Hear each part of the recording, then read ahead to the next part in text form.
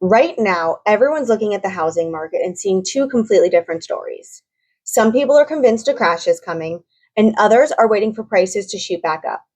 And in the middle of all that, a lot of you are simply just asking, is this actually a good time to make a move, or am I going to regret it? The tricky part is what people feel and what the data actually shows aren't always the same thing. July's numbers here in the Tucson market are telling a much more stable but selective story than a boom or a bust. I'm Heather with the TJK team, and this is your July 2026 market update. And I want to connect with what you're hearing and feeling with what actually is happening in the market so you can make a confident decision about buying, selling, or choosing to stay put. Let's start with the big picture. In July, for Tucson, Marana, and the surrounding areas, the median sales price was $365,000, up 1.4% from last July and a little higher than in June, which shows us that prices have been holding a pretty tight range this year. The number of closed sales came in around 1,174, which is a little over 4% lower than last year and more than 12% lower than in June. Our new under contract deals dropped as well, while new listings actually increased about 4.5% from our year-over-year data. So as you can see, this wasn't a price crash month. It was a month where more homes came on the market than buyers were willing to commit to, which gave buyers more options and created more competition for sellers. Now let's talk about how fast or slow the market felt in July. Homes that sold in July took a median of about 35 days on the market, and the average was about 55 days.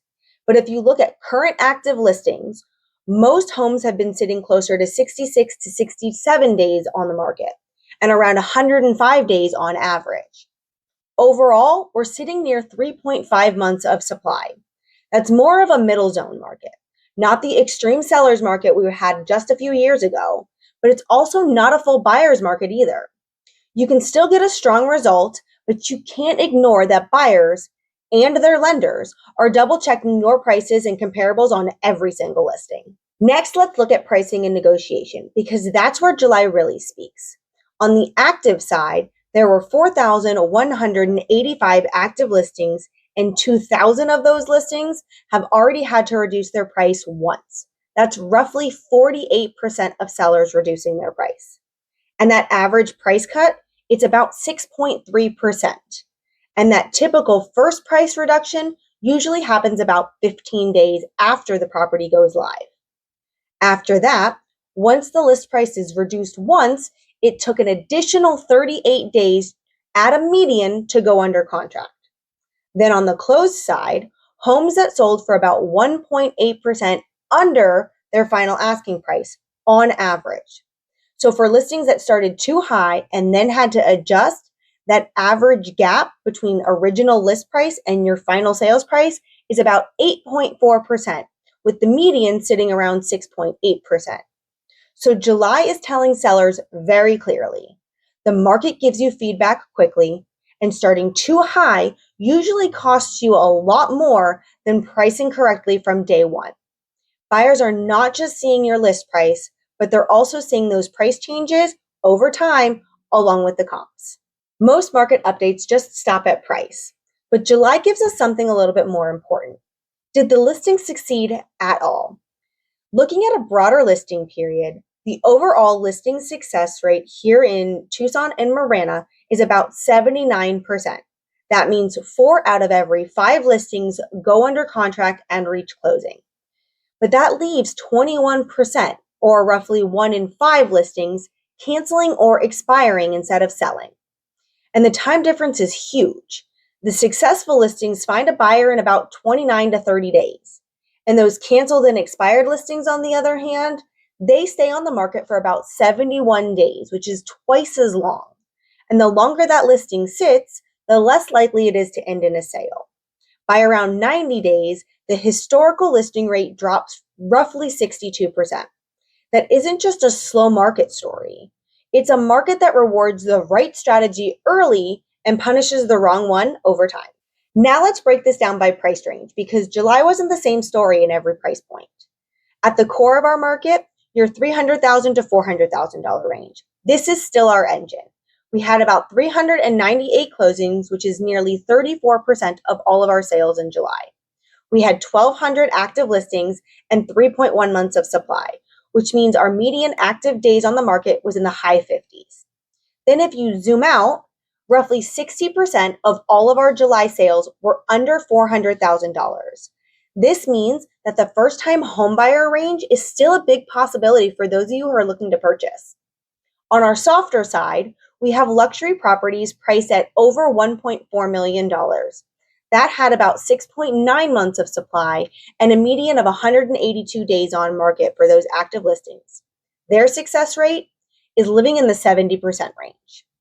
The other softer markets we had were the $1 million to $1.2 million, the $700,000 to $800,000 range, and even the under $200,000 range. All of those had way higher months of inventory than that middle price band. So July's price band story is the $300,000 is the heartbeat of the market. Under $400,000 are where most people are buying, and the very top and the very bottom of our market is where the buyers tend to be more selective and a little bit slower to move forward. Let's talk about what this actually felt like for buyers in July. If you were buying, you had more choices because new listings, they outpace those properties going under contract. You had more time because most successful listings took about a month to go under contract instead of disappearing in a weekend like they used to. And you had more leverage with home selling under final asking on average and nearly half of sellers already cutting their price. This doesn't mean that it was cheap or easy. What it means is you don't have to rush into the first thing that you see. You can focus on price ranges where more of the sales are happening, which is often under $400,000. And you can use the days on market, the price history, and the comps to decide how hard to negotiate. It's not that the prices are falling off of a cliff market. It is a market where thoughtful buyers can find good opportunities if they're clear on their numbers.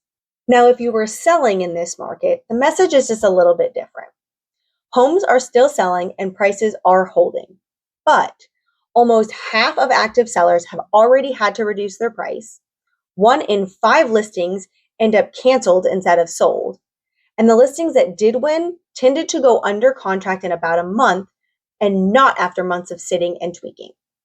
The sellers who did best in July usually priced with the current market, not with last year's peak or what they wish their price would be, presented well from day one with photos, condition, and marketing to match the price, and they responded quickly to early feedback instead of waiting months to adjust while their listing went stale. You can still get a strong outcome in this market, but you can't ignore that buyers and lenders are double checking your numbers and comps on every listing. Starting high and seeing what happens is a risky play right now.